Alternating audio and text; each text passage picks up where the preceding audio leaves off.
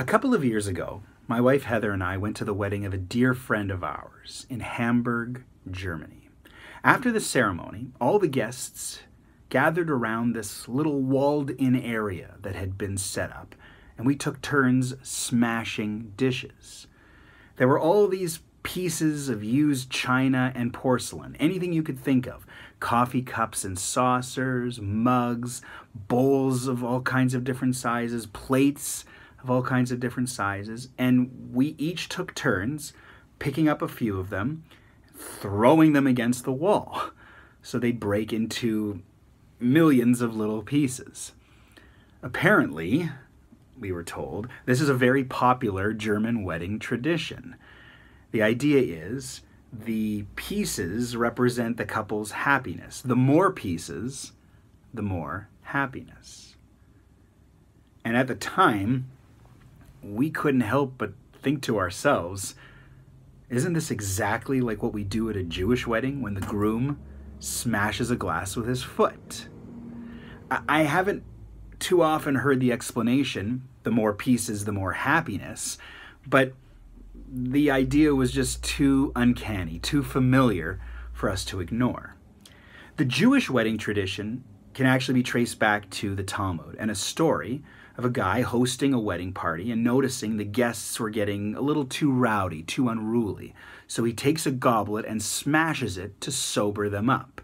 The lesson, even in our happiest moments, we should be mindful of the fact there are people who suffer in many parts of the world who are broken, and we can't ignore our call to tikkun olam, repairing the world. That's why so many rabbis remind us the broken glass reminds us of the destruction of the temple.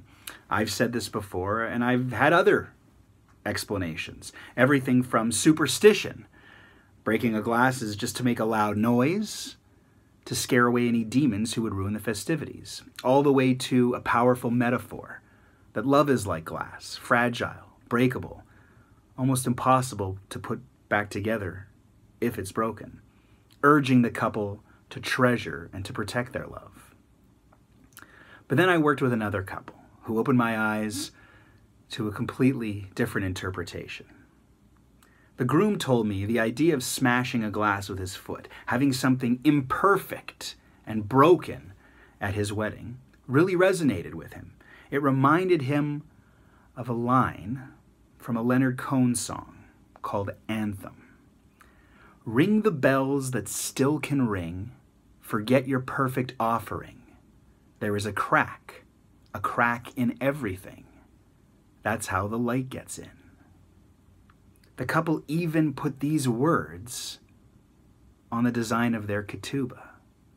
There is a crack in everything. That's how the light gets in. I'm guilty of it. I know we're all guilty of it. Sometimes we're so almost apologetic, afraid of being human, of having cracks, of being imperfect.